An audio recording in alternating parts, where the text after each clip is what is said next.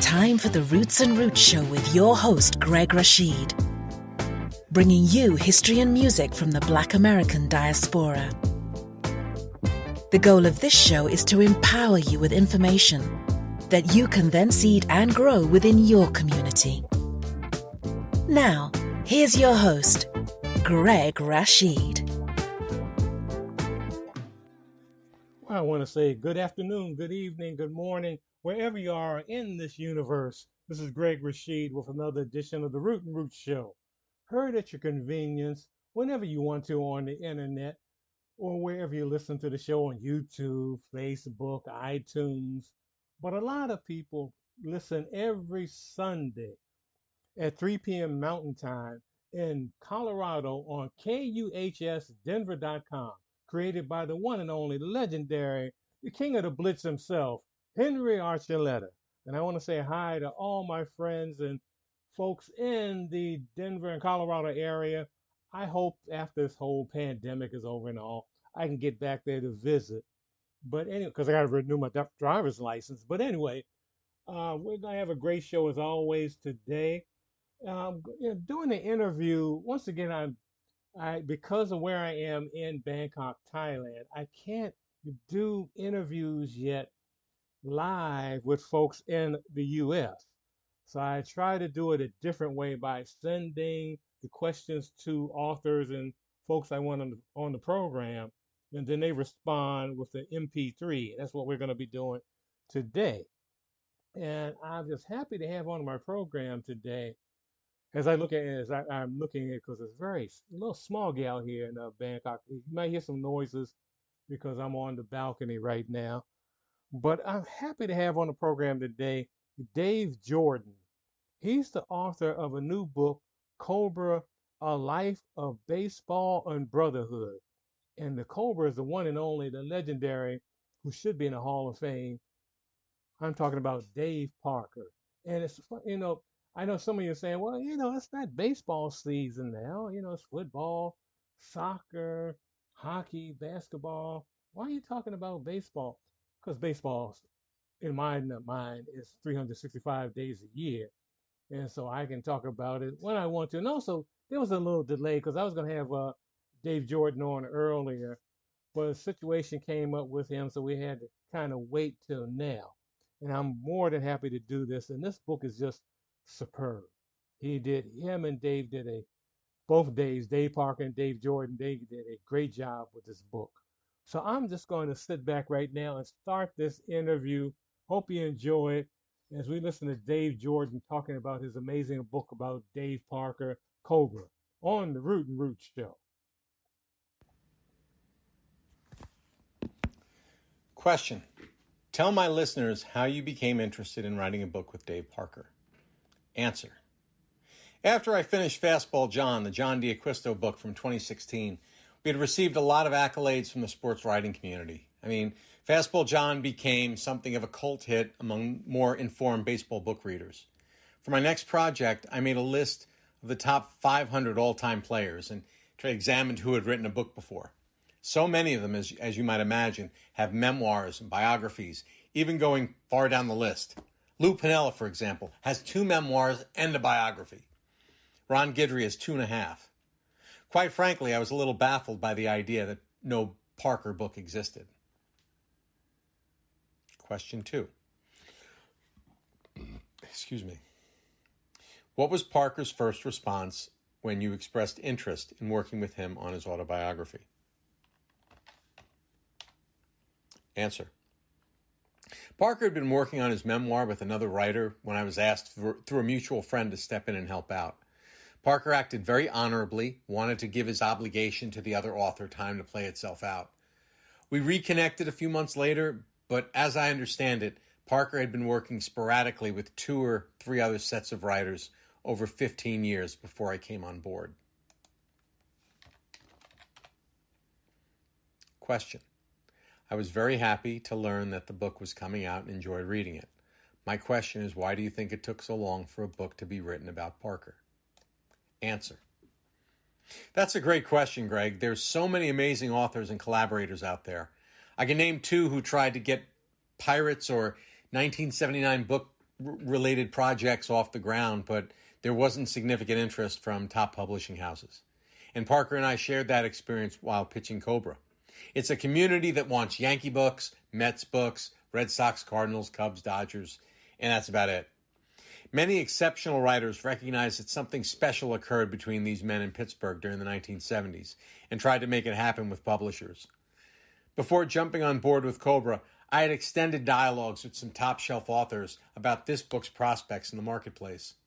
These guys had the smart sense to know that the buy side of the publishing community wasn't as excited about this kind of story as the authors were. It would be a hard sell for a variety of reasons, but University of Nebraska Press had recently enjoyed some tremendous success publishing overlooked baseball book ideas and concepts. So it was a perfect spot for Parker and me.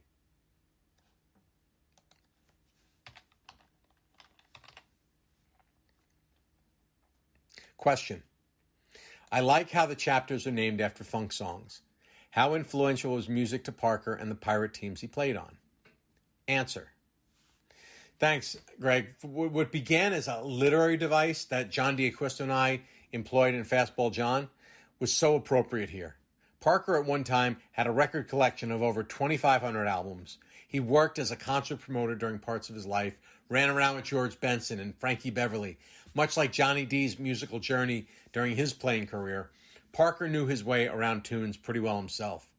So many authors in every genre reference the soundtrack of their lives at one time or another.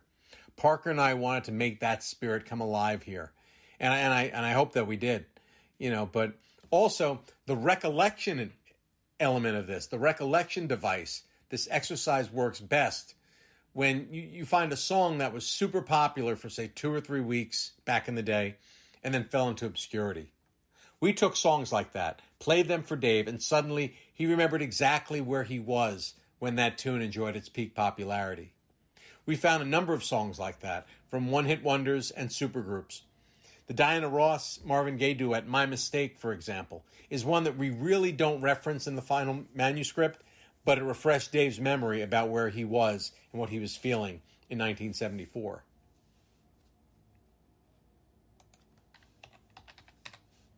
Question. Talk about his clubhouse interactions with his teammates and how important it was for racial harmony on the team and the city of Pittsburgh. Answer. At the beginning of the 1970s, Roberto Clemente was the team leader, and with Willie Stargell, his sort of sergeant-at-arms. Upon the Great One's tragic death in the New Year's Eve, 1972-73, team advisor at that time, Danny Murtaugh, suggested to Willie during spring training that he take a bigger role with the ball club, which Stargell was a little uncomfortable with at first. The following season, 74, when Murtaugh was once again skipper of the Buccos, he named Stargell captain, and in many ways, Doc Ellis was his right-hand man. But slowly Parker, because of his size and his boisterous, outrageous personality, became something of an enforcer for the unspoken rules in that clubhouse. Again, the Pirates GM, Joe L. Brown, set the tone for the team and compiling and composing the players and personalities. And for Parker, someone who grew up in a racially integrated environment, this was extremely comfortable to him.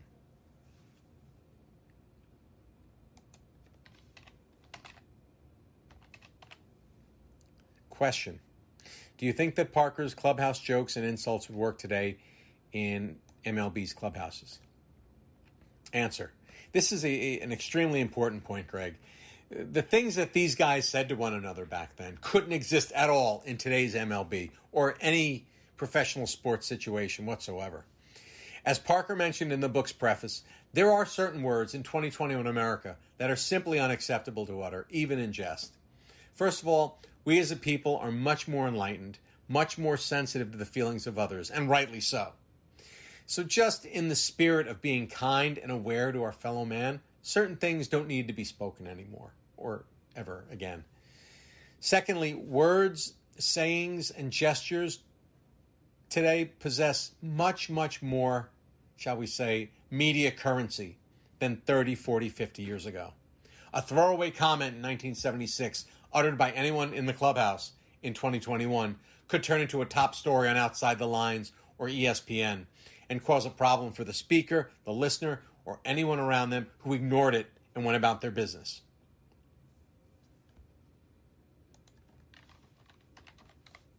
Question. Parker does not shy away from his drug issues. What lesson did he learn about dealing with his drug issue, and what advice does he have for others going through drug issues?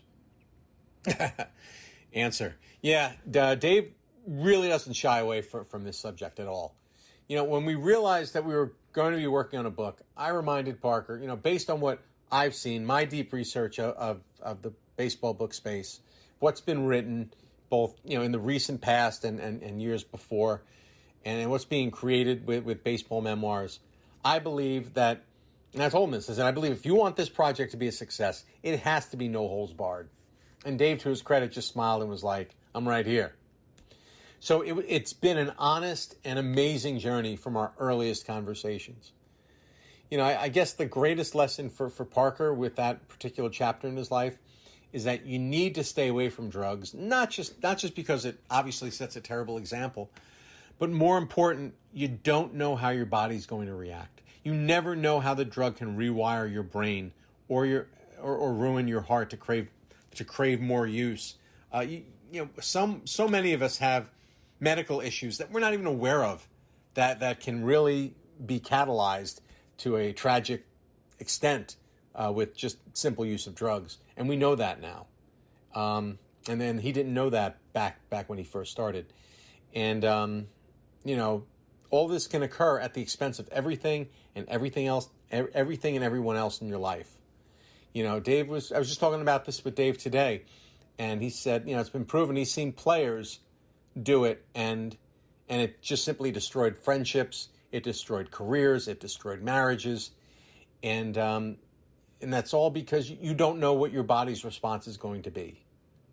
It's the mystery of drugs that should keep you away from it.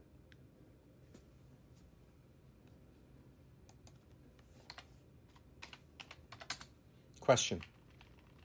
Talk about his agent, Tom, and his influence. Answer.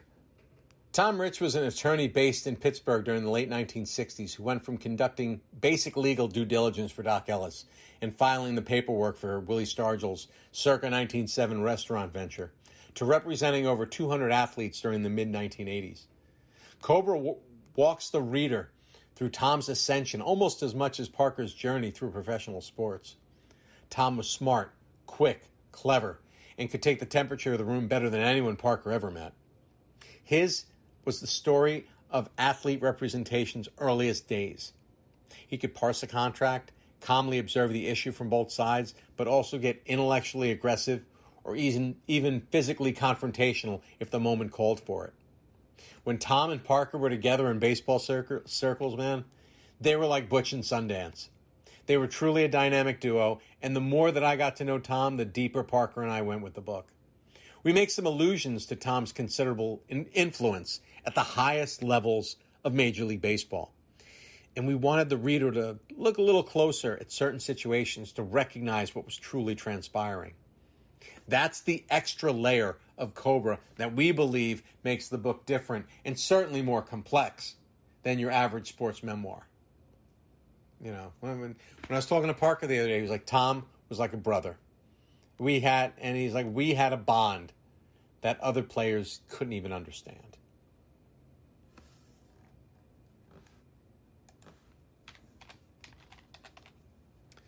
Question. Talk about Parker's wife and her role in changing him. Answer. When you're an athlete or any successful person in American society, you meet a lot of people. You meet people who want something from you, to entertain you or try to impress you. In Parker's words, he knew beautiful women, he knew smart women, he knew sensible women, women with a sense of humor. Parker realized that as he got to know Kelly, that he had never met a woman who possessed each one of these qualities in abundance, in full. And he knew that to be with someone that special, that incredible, that a few lifestyle changes would need to be implemented.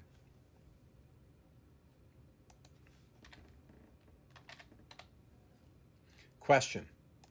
I was not aware of the strong relationship he had with Pete Rose. Talk about that.